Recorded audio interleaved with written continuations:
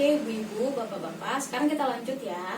Sekarang kita akan belajar bagaimana sih cara mengurangi perilaku anak yang bertujuan untuk mencari perhatian saja. Nah, agar kita lebih memahami terkait materi ini, mari kita simak videonya dulu ya Pak, ya Bu ya.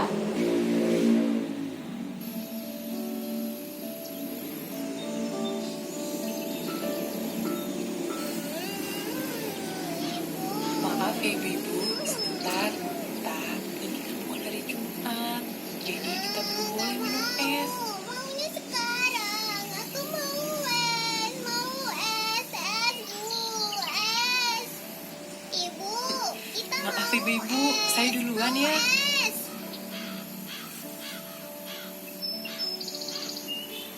Wah, Ita, lihat burung itu. Kamu lihat, itu di sana cantik ya. Warnanya apa burungnya? Nah, ibu-ibu tadi kita sudah lihat videonya. Gimana Bu, seru nggak? Seru. Ya, seru ya. Nah, sekarang saya mau bertanya nih, apa sih pelajaran yang bisa kita ambil dari video yang tadi saya putar? Coba, siapa yang mau mengungkapkan pendapatnya? Coba, siapa? Coba Bapak. Kalau dari yang saya lihat tadi, ketika si anak itu melengek di depan orang banyak, di situ si ibu terkesan membiarkan si anak tersebut kalau diajak pulang. Lalu ketika pas di jalan mau pulang, dia mengalihkan perhatian si anak tersebut ke burung. Oke Bapak, makasih banyak Pak, bagus pendapatnya. Jadi pelajaran yang tadi kita ambil berdasarkan Bapak Faris untuk mengurangi perilaku buruk anak yang bertujuan untuk mencari perhatian saja. Yang pertama diabaikan ya Pak ya? Diabaikan. Terus yang kedua, biar anaknya tidak terlalu sedih seperti itu ya, dialihkan ya Pak ya perhatiannya ya Pak ya.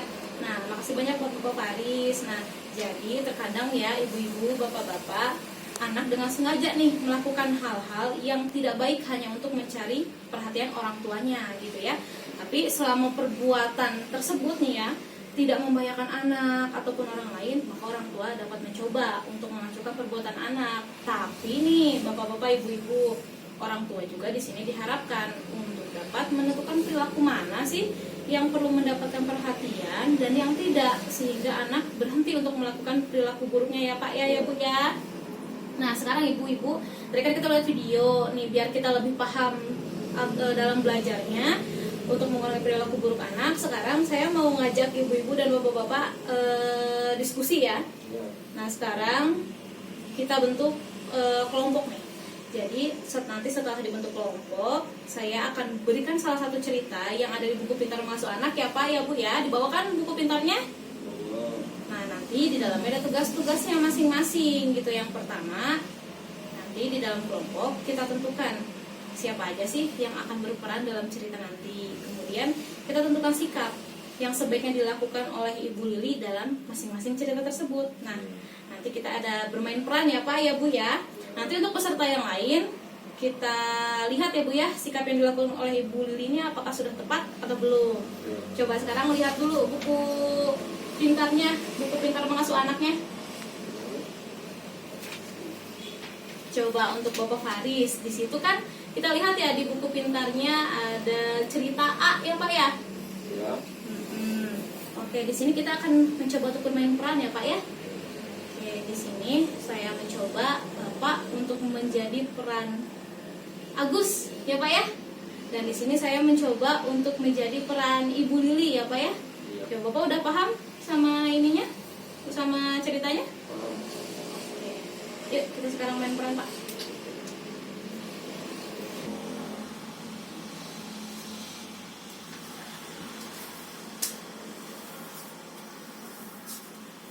Aduh Agus, kaki kamu kotor sekali nak. Udah? Oke. Nah Bapak, Ibu-ibu, tadi kan Bapak Faris sudah memerankan Agus dan saya mencoba memerankan untuk jadi Ibu Lili ya. Kira-kira nih menurut Bapak Faris, seharusnya yang dilakukan oleh Ibu Lili ini apa sih Pak? Kalau menurut saya, yang saya sih, Agus harus memakai senang kita ingin bermain keluar rumah. Oh, jadi ketika tadi Agus masuk ke dalam rumah dengan kaki yang kotor, Bapak menyuruh baiknya Ibu Lili ini menyuruh Agus untuk memakai sendal ya Pak ya, ketika nanti main di luar rumah. Oke Bapak Faris, makasih banyak Pak, bagus banget pendapatnya. Nah sekarang kita coba lihat ke sebelah sini. Lihat Bapak-bapak, Ibu-ibu di sini. Sekarang kita melihat nih, ada cara mengurangi perilaku buruk anak dalam memasuki usia remaja nih ya Pak ya Bu ya. Soalnya dalam usia remaja ini terkadang anak-anak ini sering melakukan hal-hal yang disebut dengan kenakalan remaja seperti itu ya Pak ya. Nah di sini cara untuk mengurangi perilaku buruk anaknya, kita bisa lihat kita sebagai orang tua, ketika anak melakukan perilaku buruk, kita harus menjelaskan akibat dari perilaku buruk tersebut ya Pak ya. Kemudian setelah kita menjelaskan akibat dari perilaku buruk tersebut, kita meminta pendapat anak untuk menentukan seperti apa sih peraturan yang seharusnya disepakati bersama. Jadi dalam hal ini kita masih memberikan kesempatan kepada anak untuk menentukan sikap, gitu ya Pak ya Bu ya. Dan yang ketiga adalah memberikan kebebasan yang disertai dengan tanggung jawab. Jadi ketika anak sudah diberikan kebebasan, berilah dengan tanggung jawab, gitu ya Pak ya. Nah sekarang ibu-ibu bapak-bapak, biar kita lebih paham nih mengenai cara mengurangi perilaku buruk anak, kita lihat video lagi yuk. Kemana sih Dewi? Sudah jam segini belum pulang? Ibu juga cemas Pak karena Dewi belum pulang. Kita harus bisa lebih tegas dengan Dewi.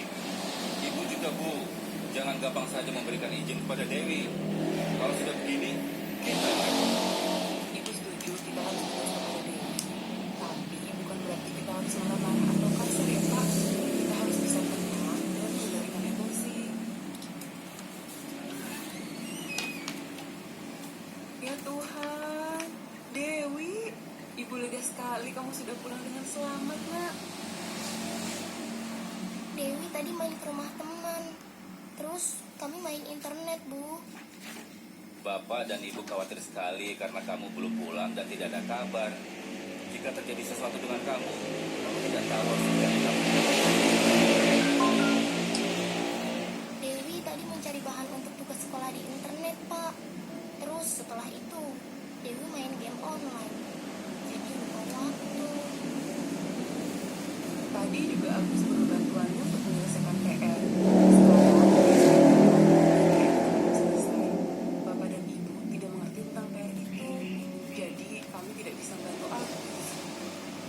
Dewi minta maaf sudah membuat Bapak dan Ibu khawatir. Agus juga jadi tidak bisa menyelesaikan PR-nya karena Dewi terlambat. Sini Dewi, duduk dekat Bapak dan Ibu. Hal-hal seperti ini terulang lagi. Ini sudah yang ketiga kalinya. Ibu dan Bapak telah memberikan kebebasan dan kepercayaan kepada kamu untuk bisa melakukan kegiatan yang mendukung pulang sekolah dan masa depannya kelak. Tapi kebebasan dari kamu harus disertai dengan tanggung jawab dari kamu. Menurutmu, apa yang bisa kamu lakukan agar tetap bisa melakukan kegiatanmu dan juga bisa lebih bertanggung jawab? Kamu sudah besar. Bapak dan Ibu ingin kamu yang menentukan sendiri seperti apa sebaiknya sikapmu agar kami bisa mempercayaimu. Dewi akan memberitahukan dan minta izin dulu kepada Bapak dan Ibu. Dewi akan pulang ke rumah sebelum jam 6, supaya Dewi bisa membantu Agus menyelesaikan PR-nya. Ibu senang sekali jika kamu bisa pulang sebelum jam 6. Kamu juga bisa membantu Ibu menyiapkan makan malam. Sekarang, Ibu harap kamu bisa menyelesaikan diri. Baik, jika begitu, kamu sudah menentukan sendiri sikapmu akan seperti apa. Bapak dan Ibu percaya padamu. Kami memberikan kebebasan, tapi harus disertai dengan tanggung jawab darimu, ya. Nah ibu bapak-bapak, tadi kita udah lihat video kan, seru semua kan film-filmnya yang ditayangin.